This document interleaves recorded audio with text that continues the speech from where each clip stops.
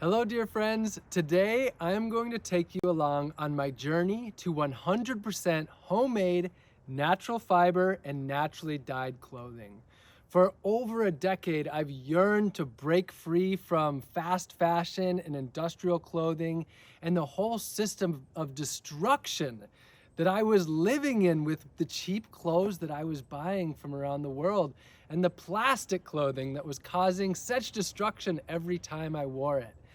I've been on this quest and this journey to embrace clothing that when I'm wearing it, I am living in more harmony with Earth, and where when I'm complete with it, it can be in harmony with Earth. And where I know where the materials come from, how they get to me, the impact that it has on the animals and the plants and the humans. I'm talking about having a deep connection to my clothes, and one day dying in clothes that I have a deep connection to that can simply return to the earth, my body and the clothes together. This is the journey that I'm on, and today I am so excited to share what I've been doing and where I've gotten to, which is right now I am wearing 100% homemade natural fiber and naturally dyed clothing, and I've been doing it for close to a year now. So I'm going to share this journey with you today. My wardrobe is made up of about 20 items of clothing, and this is all of it right here. There's 2 short sleeve shirts, a long sleeve shirt, wool base layer, top and bottoms, a wool sweater, 2 pairs of shorts, a pair of pants, a wool neck cowl, a wool hat, a sun hat, shoes, moccasins, 3 pairs of socks, a shawl, and a messenger bag. The shirts, pants, shorts, and messenger bag are made of cotton. 1 pair of shorts and the shawl are linen. I purchased the fabric by the yard, and these items were all created using an electric sewing machine, with some hand sewing for alterations. The base layers are merino wool from the Rocky Mountains. I purchased the fabric by the yard. I made these in a sewing class in my hometown. I used organic, undyed cotton thread for all of these items. The sweater, cowl, hat, socks, and shoes are all made with local wool that I received as skeins of yarn from small-scale sheep stewards. Each of these items were knitted by hand with love from the community. I felted the wool booties by hand. The moccasins I handmade with a local bark-tanned deer leather from a deer hunted in Wisconsin. They are sewed together with deer sinew. They are in the Ojibwe pucker toe style, as I learned from Anishinaabe teacher Sarah Agaton Howes. I'm grateful to the Anishinaabe people for sharing their lifeways of connection to earth. The shoes have leather soles, also sewed on with deer sinew. The sun hat was hand-woven with bulrush, yellow flag iris, and western red cedar. A few of the clothing items have buttons, which are cedar and avocado wood from downed branches I harvested. Black walnut is what gives the brown clothes their color. Different fabrics take on the dye differently. I also used rust to darken the brown on some items. I harvested the black walnuts from my mom's front yard in Ashland, Wisconsin, where I'm from. Indigo and weld are the plant dyes used to create the blue-green of my shirts. I was attempting a greener color, but I used too much indigo. Turmeric is what I used for dyeing the cowl, but that has faded by now. And the sweater is the natural color of the sheep. The wool-wearing blanket is not homemade. It is a vintage blanket my mom got at a yard sale, and I dyed it with black walnut. I carry with me a sewing kit with various items and spare fabrics and materials. I spend a fair bit of time repairing my clothes, from stitching holes to patching ripped seams and more. These clothes have been versatile to weather and temperatures, with many options for layering and taking off layers throughout the day or from day to day. From being in the 40s and 50s layered up to in the 80s and 90s stripped down, my needs have been met. And I also just want to say that this was a community that made this happen. There's no way I could have done this without community. This whole outfit that I had is absolutely a community-made outfit, and I'm so grateful. Sonia made this sweater, and I'm so grateful to have it here this fall. And then Abby, the apprentice that worked with me, she made many of these items of clothing, and there were numerous people from around the United States, around Turtle Island, that made items of clothing and shared them with such a love of joy, and I'm so grateful. So when I say 100% natural fiber, naturally dyed, and homemade, what do I mean by that? There's a lot of details and there's a lot of essence behind this.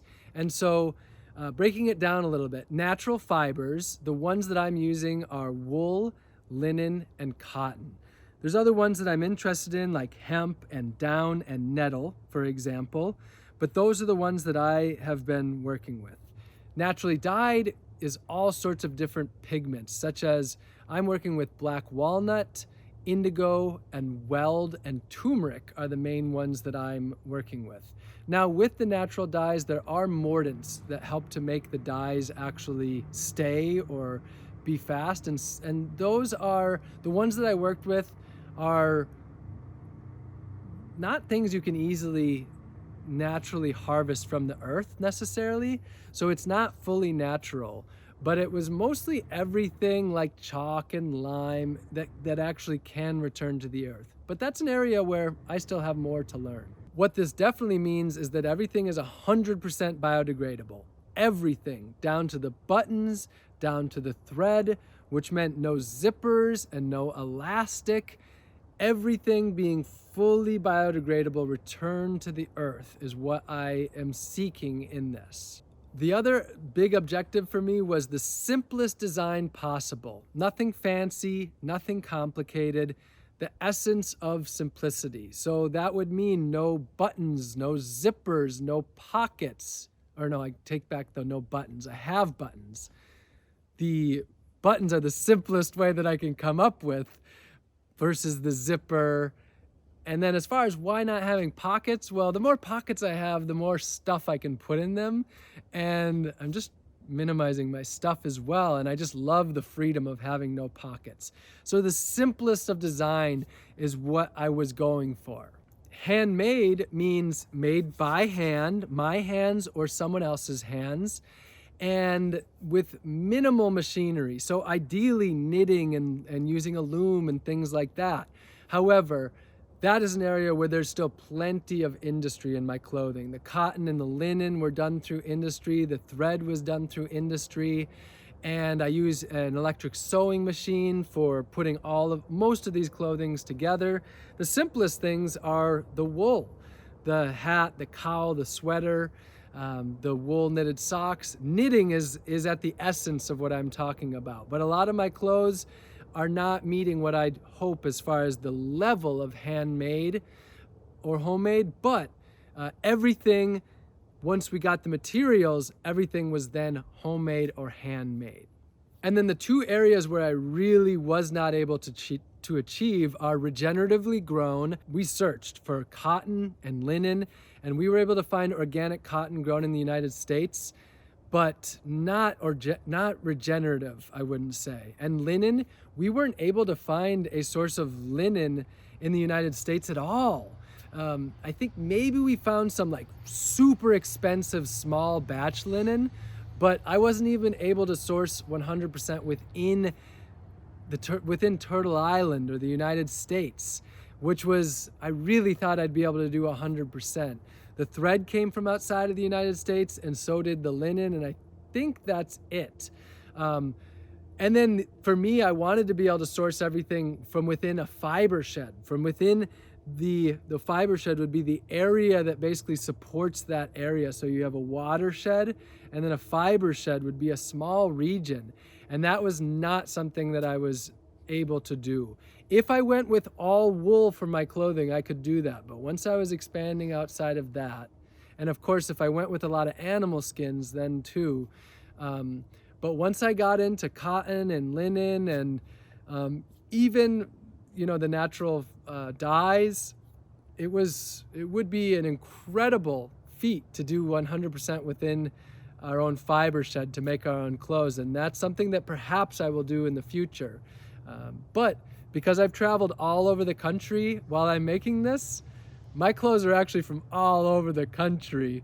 And that's pretty sweet to be leaving different regions with part of the essence of that region going with me, like the Western red cedar buttons on my shorts, or the avocado buttons from Florida, and the Western red cedar was from a week where I stayed in solitude in the Olympic National Park. So, but yes, that's the whole idea behind it. And there are areas where I've achieved the level that I desire, and areas where I didn't even come very close to achieving the level that I desire. How long did all of this take? Well, for me, it was about 100 hours of my time. And for the people that helped me, both the apprentice, Abby, and the many people who wanted to create and be a part of this project, they spent about 140 hours maybe.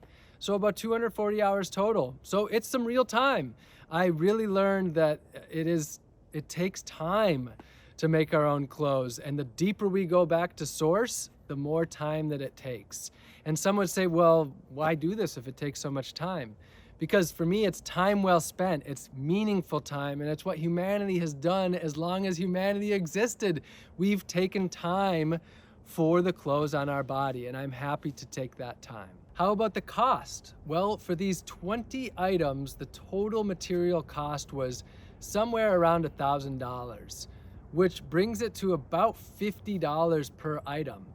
$1,000 might sound like a lot, but a lot of people spend $1,000 on one jacket, or, a couple $100 on a pair of jeans. So $1,000 for 20 items, that's pretty reasonable if you think about it. And we're talking about money going back to people that are connected to the land. And so now, this isn't accessible to everybody.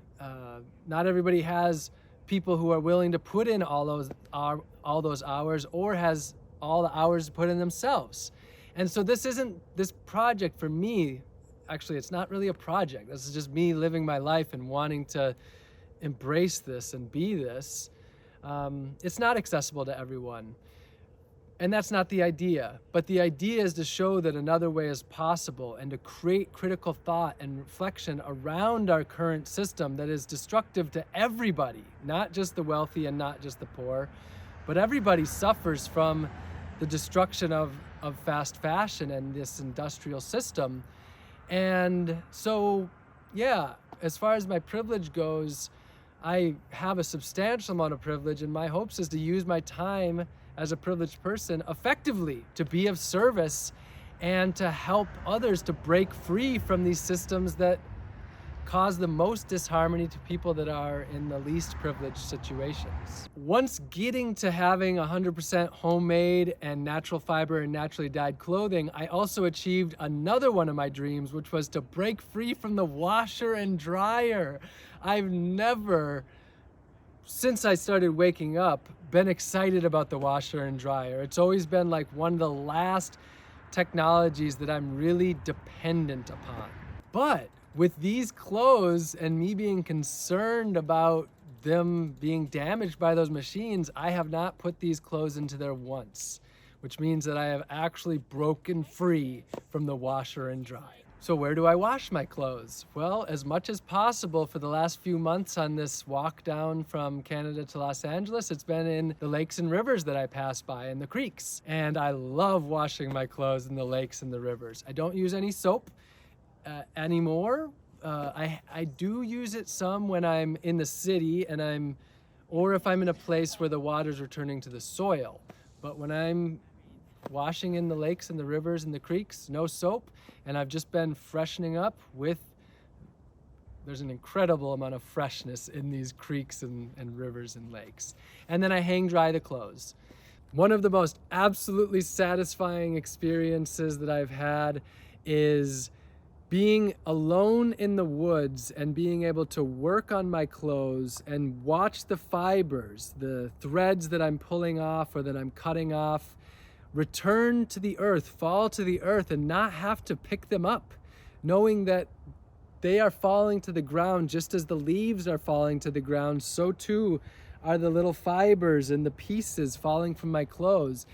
And to experience that was profound for me, because that was at the moment where I felt the most connected to earth that I've ever felt. I was a week alone in the forest in the Olympic National Park by a lake that nobody else was coming to because I got back there.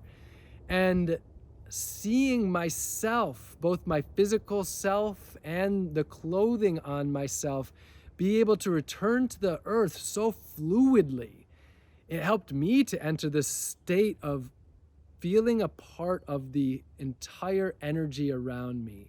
It was about day 5, and I just started to feel that I was this place. I was not separate from this place. The animals didn't say, "Who is this guy and why is he here?" I was there with them. We were there together.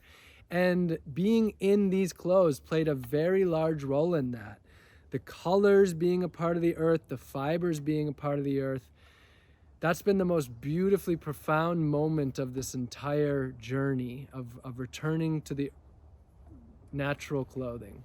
Getting to this point hasn't been without a pretty good amount of challenges and sometimes stresses with these clothes. From the design to the wear, I've had difficulties the entire way.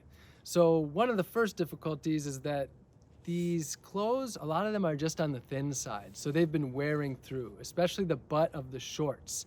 And I've had to patch the butt of the shorts numerous times. This was the first time that me or Abby had made any clothes, so we're just a couple people kind of figuring this out. The dyeing with black walnut weakened some of the fiber and the fabric, so they ripped a little bit easier. These shoes were never made for walking hundreds of miles nor being on concrete, yet I've put over 500 miles on them on this walk. Now the dye is fading, but that's not an issue. I can always re-dye or just love them exactly the color that they are. And a lot of the clothes were made just a little bit too tight, especially around the armpits. I think we learned our lesson around designing armpits too tight. So a lot of times my clothes are just not that comfortable. My base layer sleeve is a little on the tight side, and so although I absolutely love these clothes, they are not the most comfortable clothes that I've ever had. Now the biggest issue of all though is that these clothes came out like cool, and that was never a part of the plan. I was trying to make the simplest clothes that had no character to them. Like, the idea is to blend in and you just don't even notice my clothes. That was the idea. And then after I dyed them and started to wear them, I started to realize these clothes really stick out. They are not normal. Like, you know, people are calling me an elf and a gnome, and I see it. Like, I really see it. And I've almost become a little attached to this character. And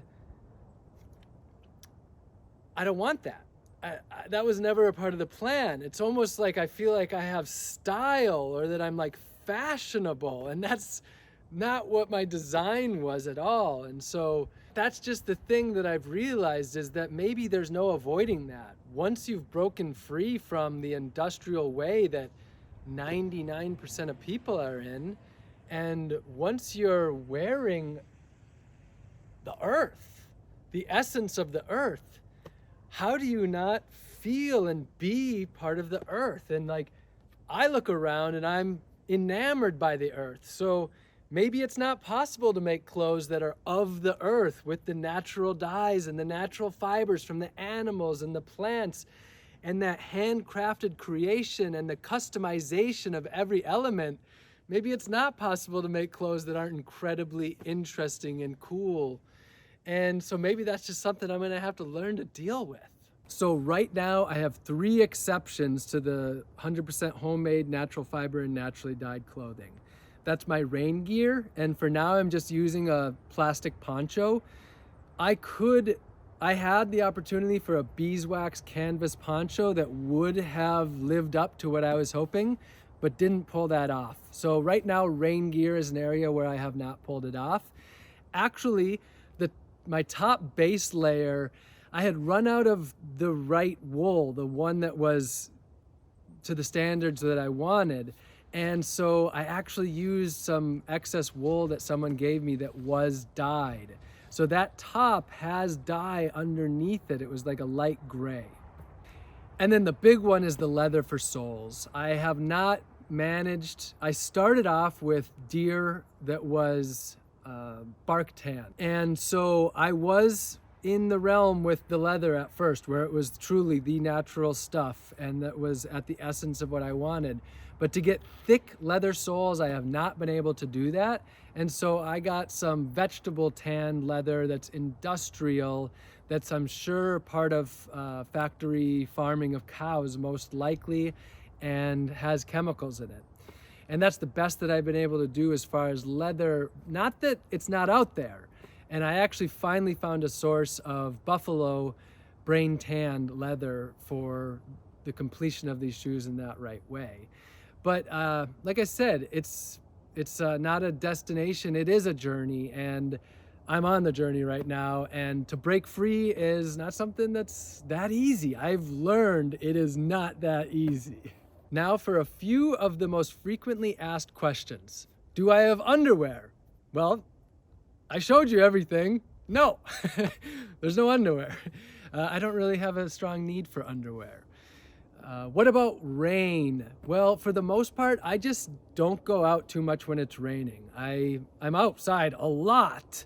And when it's raining, I just minimize my going outside. And with that being the case, I haven't really needed rain gear. Also, the blanket, the wool blanket, I've used that in light rains and that has worked well, and the sweater. So wool is wonderful for rain. How about cold weather? You know, people say you can't do this in a really cold place. And, you know, good for you being in a warm place. And what not everybody realizes is that I design my life around the environment in which I live. So I'm going to make my clothes meet my needs based on my climate. So if I did want to live in this fashion of clothing in a really cold climate, such as where I'm from, of Wisconsin, then I would do things differently. I would have much more warm clothes. And just last winter, I did spend about 3, 4, 5 months from fall through winter there. And what I did is I wore 4 wool sweaters, and I managed to be in almost all natural fibers through that whole time. So I know that it's possible, and maybe that's a challenge that I will be involved in the future. But for now, I'm happy with maximum 2 layers of wool sweaters. Now, some people ask about, you know, using wool and leather. Isn't it better to be vegan and have vegan clothing? And I guess my first question would be, well, what really is vegan? Is plastic vegan, polyester and nylon? The answer is no. All of these items are causing incredible destruction to animals. It's a question of whether it's being done directly or indirectly. When it's a part of this large industrial system, if it's leather, okay, maybe it's harming a cow directly. If it's synthetics, it's okay. No animal died, but you know animals are dying for that process. And once you get connected to the source, you realize that plants and animals are not inseparable. And you even get closer to the source and you realize that there's no need to even separate out plants and animals. And you look into the natural world and you see where plants and animals blend together, where there is no clear delineation of what is a plant and animal in some scenarios. So I am not someone that defines things in a black and white way. And once you enter into understanding our ecosystems much more deeply, you realize you can interact with animals in a way that is beneficial to them and us, that is not destructive to the earth, and that does involve wearing their fibers or their skins. And so if you want to learn more about my perspective on that, you can go to my article at robingreenfield.org/veganism that shares more on that. Now, some people say, why don't you just thrift shop? I mean, it's all clothes that already exist. Why create new clothes? And that's cheaper. And, you know, it's not feeding into the industrial system. And My answer is that I'm a huge proponent of shopping at thrift stores and buying secondhand and repairing our items. Absolutely. That's my message. That's what I'm all about. But I'm also a huge advocate for breaking free from that whole system. If I was to be shopping at the thrift store, I am still wearing on my body the products of this industrial system that I desire to show a different path forward from. And it's still a subliminal messaging every day that I'm just a part of the status quo, and the status quo is one of incredible destruction. And okay, you can get natural fibers at those thrift stores, but still, most of them are impregnated with dyes that have health, that cause health problems and that are leaching into our natural bodies, that are, I'm talking about synthetic dyes made of chemicals and plastics and etc. And so I want, just like some people can want the food they put in their body to be the most nourishing, I also want the clothes that I have on my body to be the most nourishing. And that's not something that I can get from a thrift store. So again, I want to not subliminally continue this message that the status quo is all right. And I really want to show that we can be much more connected to the earth and connected to our resources. Now, some people say, all right, what's with the shawl and wearing the blanket, man? Like, what are you, who do you think you are? Some guru or some mystic or God? Or like, are you, from the East? Are you Indian or Asian? Or, come on, what's with the shawl, man? And my answer is really simple. A shawl is the simplest form of clothing that I know of. And if you know me, you know I'm all about simple. And simplicity crosses boundaries of cultures. And every culture at the core has simplicity to it before this time that we live in. And the shawl is literally a rectangle. So it can be done on a loom. It doesn't require any advanced technology whatsoever. It's much less work. And so I'm all about shawls because of how incredibly simple they are. And also, you can fill it up with apples. If you're picking apples, you can use it as a towel, as a blanket, as a sheet, for picnicking.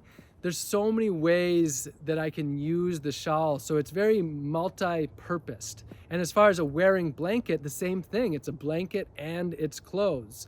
So I love the shawl for that very reason. And I love what it represents too. And I get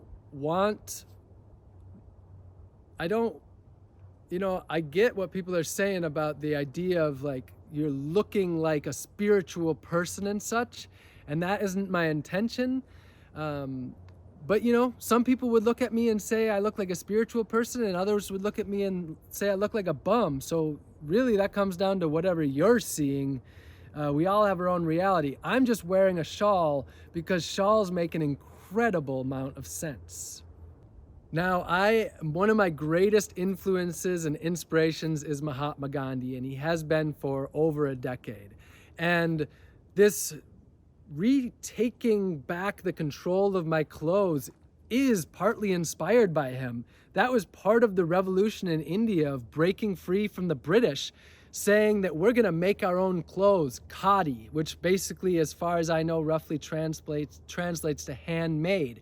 So this was a revolution of taking back their lives from the industrial, the colonizer, the destroyer, whatever you want to call them, and doing that through self-sufficiency, through sovereignty over their own clothing. And so that's absolutely what I want to see around me. I want to see people burning their clothes, although today they're made of plastic, so it's harder to burn them in these piles. So it's a different thing. How we dispose of them is a little more challenging than during Gandhi's time. But figuratively and literally, I want to see people breaking free from this industrial system, because although we technically are free in this country we call the United States, the truth is that when you really look at the situation that we're in, we're all oppressed. And sure, there are groups that are far more oppressed, but the oppressor and the oppressed are all oppressed in this situation of mass domination and destruction.